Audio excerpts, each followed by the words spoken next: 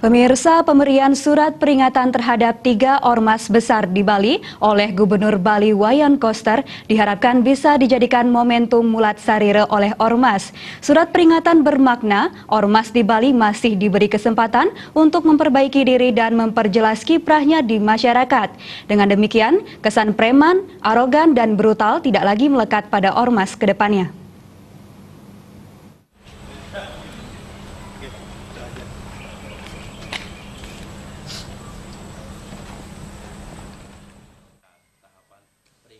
Praktisi hukum Jimmy Usfunan mengatakan sejatinya ormas dilarang keras melakukan tindakan kriminal. Seharusnya ormas harus menyeimbangkan dirinya dengan kehidupan masyarakat sosial. Tujuan dibentuknya ormas adalah memberdayakan masyarakat dan meningkatkan partisipasi masyarakat yang harus sejalan dengan masyarakat itu sendiri. Ketika ormas diberi surat peringatan tertulis, hal tersebut bertujuan agar ormas kedepannya melakukan refleksi diri, agar jangan lagi melakukan tindakan yang meresahkan masyarakat Bali.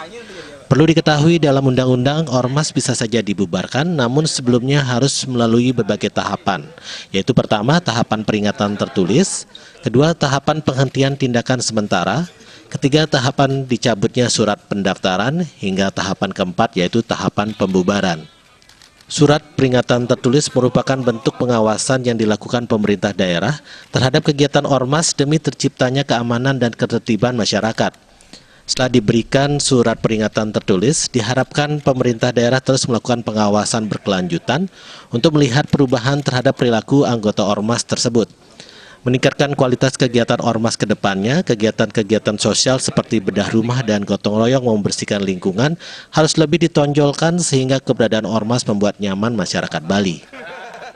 Peringatan-peringatan tertulis ini merupakan momentum yang harus dijadikan refleksi bagi keberadaan ormas-ormas itu untuk melakukan pengawasan kepada anggota-anggotanya supaya melakukan tindakan-tindakan yang jangan sampai mengganggu ketertiban ke depan.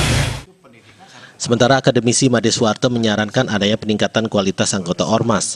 Salah satu caranya adalah merekrut anggota ormas yang berpendidikan, karena pendidikan merupakan salah satu syarat terwujudnya kualitas ormas. Pendidikan disinyalir sangat mempengaruhi perilaku anggota ormas, karena semakin tinggi tingkat pendidikan seseorang, biasanya semakin bijak dalam berpikir, bertindak, dan berkata-kata. Sebetulnya semakin tinggi pendidikan seseorang, anggota dalam organisasi itu, pengurus dalam organisasi itu, semakin luas wawasannya, maka semakin bijaklah dia akan berperilaku. Keduanya menambahkan apabila dirasa perlu, unsur TNI dan Polri seharusnya dilibatkan dalam pembinaan ormas ke depannya.